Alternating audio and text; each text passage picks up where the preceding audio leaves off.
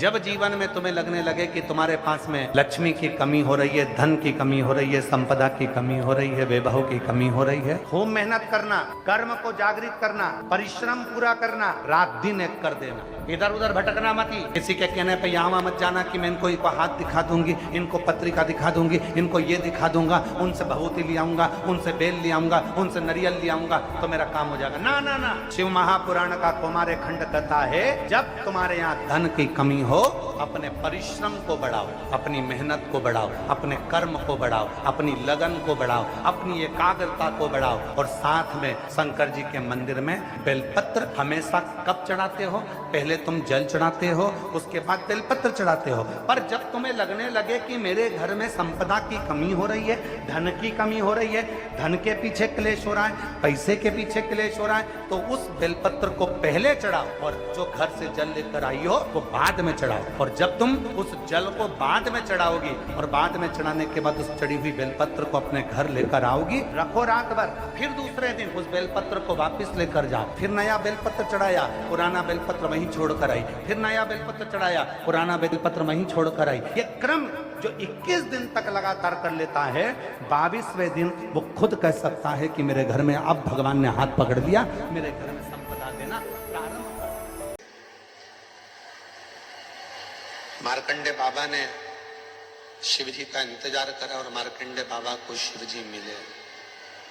राजा श्वेत ने शंकर भगवान का इंतजार करा और राजा श्वेत को शंकर भगवान मिले।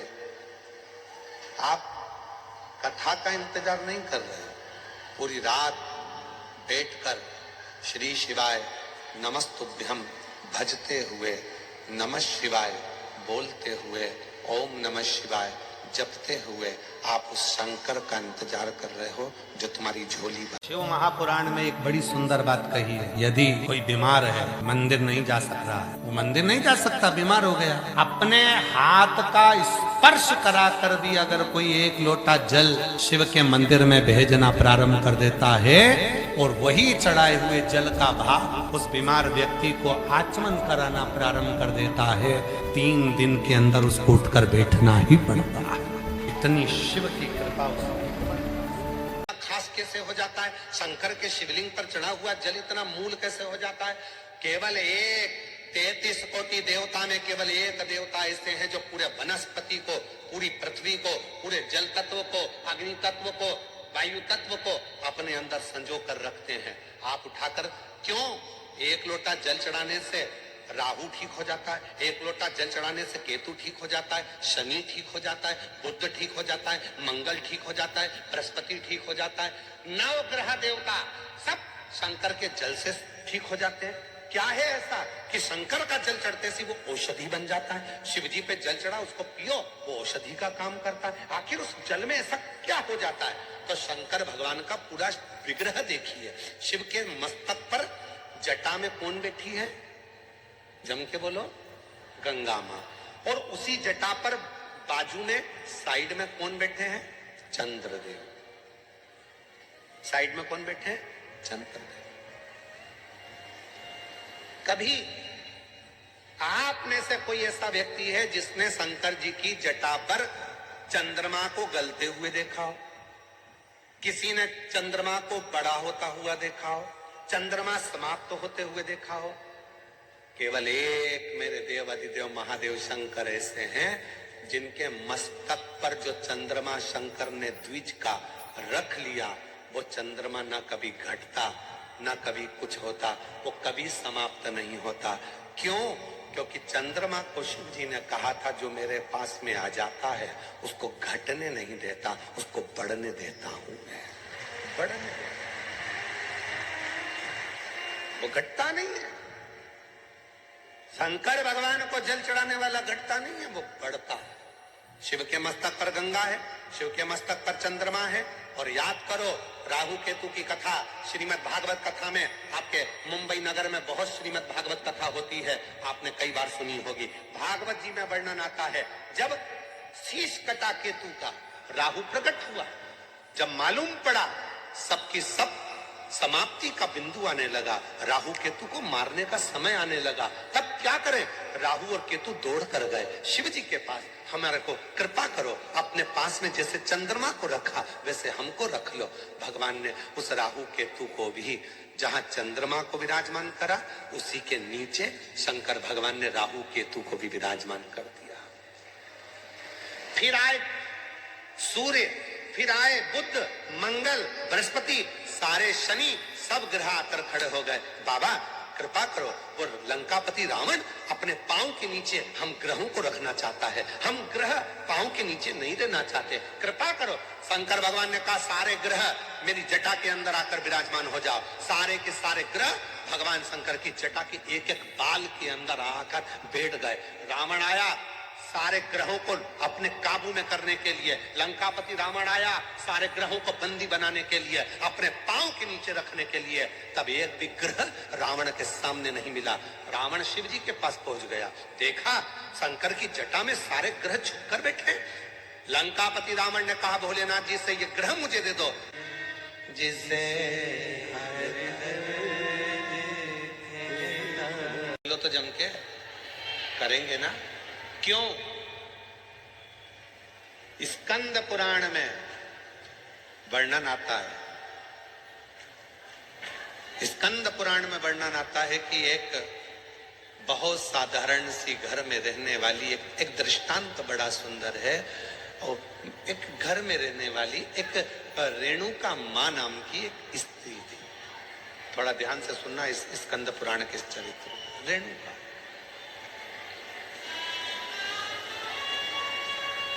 वो रेणुका मां के पास में कुछ भी नहीं था। उसकी एक बेटी थी सुकन्या करके। रेणुका मां की एक बेटी थी सुकन्या, बड़ी सुंदर थी। और रेणुका मां भी शंकर भगवान की पूजन करती थी और सुकन्या भी शिव जी की पूजन करती थी। सरल विधि से पूजन करते थे। मंदिर जाते थे तो जाते जाते कोई वृक्ष की पत्तियां मिल जाती थी, वो शिव जी को चढ़ा देते थे।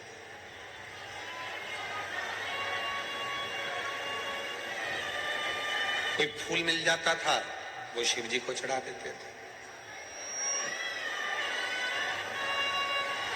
और कई बार ऐसा हुआ कि रेणुका सुकन्या को कोई पत्ती नहीं मिली, कोई फूल नहीं मिला, तो उन्होंने जल चढ़ा दिया। कई बार ऐसा भी हुआ कि सुकन्या और रेणुका को जल भी नहीं मिला, तो उन्होंने 3 बार ताली बजाई। कई बार ऐसा हो गया सुकन्या और रेणुका को कि वो मंदिर भी ना जा पाए, तो उन्होंने शिखर का दर्शन कर लिया। शिखर का दर्शन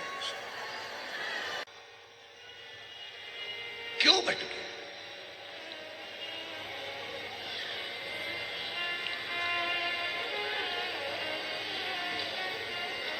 कई माताओं की आदत रहती, मंदिर में दिया लगाती हैं तो विचार करती हैं गणेश जी बैठे हैं, उनको तो घुमाया ही नहीं।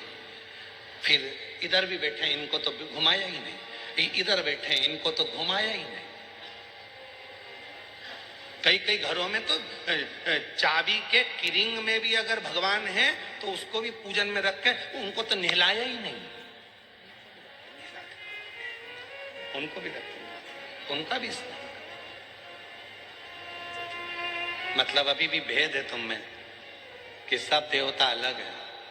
बस एक ही जगह पर तुम ये देखते हो कि भगवान को हमने अलग अलग अलग अलग सबको चंदन लगा रही, सबको सबको सबको, चावल भी सबको लगा रही है, आरती भी सबकी कर रही है।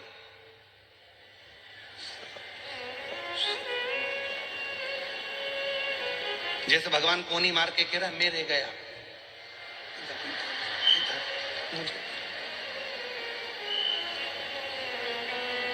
अब जब तू सबके लिए आरती कर रही है, सबके लिए चंदन लगा रही है, सबके लिए पूजन कर रही है, तो फिर आखिरी में फिर वो प्रसाद रखती है। तब प्रसाद तो इतनी सी कटोरी में लेके आई,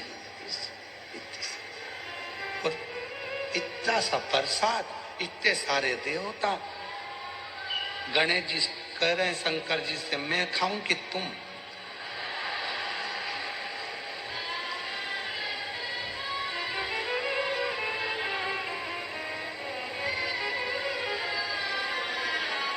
इतना छोटा सा मंदिर है, सब बैठे हैं उसमें, सब।